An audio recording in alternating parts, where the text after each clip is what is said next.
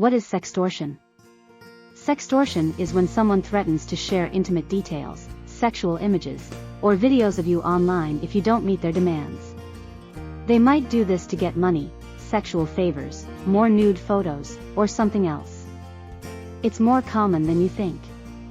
This is abuse, and it might come from someone you know or a stranger you met online. It can happen regardless of your age, gender, or sexual orientation. But research shows that women, teens, and children are the most likely targets.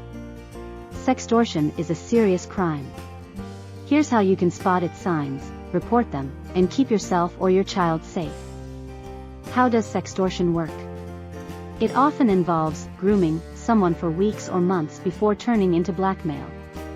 For example, you might meet someone online on a dating, social media, or gaming app who sends you a friend request, flirts with you, appears to be very friendly, or shows interest in starting a relationship with you. As you get to know them, you might decide to trust them with sexual images of yourself, including nude selfies. They might request, persuade, or force you to do this. In some cases, they may ask you to perform sexual acts in front of a live webcam, and they might record you without your permission. But once they get hold of these images, they threaten to share them with your family and friends, or publicly publish them online. They use these threats to coerce you into giving them things like money or sexual favors. According to experts, in some cases, the process can involve a team of criminals or an organized group that's perfected the scam of sextorting people, whether online or in person. If this happens to you, you might feel shame, fear, and isolation. The abuser might also use threats to stop you from reporting it to your loved ones or the authorities. This could make the situation worse and force you to do whatever they ask. In most cases, the scammers demand money, financial sextortion, rather than more sexual favors or images, according to the National Center for Missing and Exploited Children. Who's affected by sextortion? According to the Department of Homeland Security, most sextortion predators often target teens between the ages of 14 to 17. But reports also show that about 1 in 4 kids were 13 or younger when they were targeted. Among child victims, the NCMEC reports that nearly 8 out of 10 victims are girls.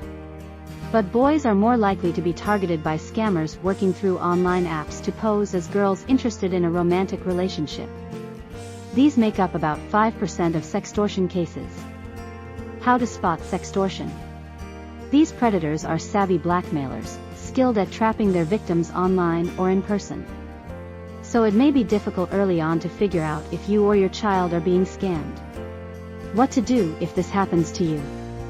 If you find yourself being sextorted, it can be frightening and take an emotional and physical toll. You may fear for your safety, or have feelings of shame, guilt, embarrassment, alone, and anxiousness. But it can happen to anyone, and it's not your fault. You may feel trapped and believe there's no way out of the situation other than giving in to your abuser's demands. But don't give them money or information. Sextortion is a preventable crime, and there are ways for you to get help and support. You can tell someone you trust. This could be a friend, parent, teacher, school counselor, or coworker you feel safe and comfortable opening up to. They can help you report the sextortion to legal authorities like the police or the FBI. Block the abuser online.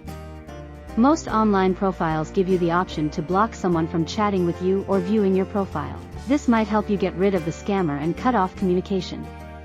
But research shows that in over 4 in 10 cases, predators will find other ways to get in contact with you. How to report sextortion? Sextortion is common. But research shows that about 1/3 of cases go unreported. You may be less likely to report it if you think no one will believe you were conned or manipulated into sending sexual images of yourself. It's important to note that while the FBI considers sextortion to be a serious, punishable crime, its victims are not at fault in the eyes of the law. You won't get into trouble even if you or your child used an app or website that you're under the legal age to use, willingly shared your information and intimate photos or videos, accepted money or other types of credit.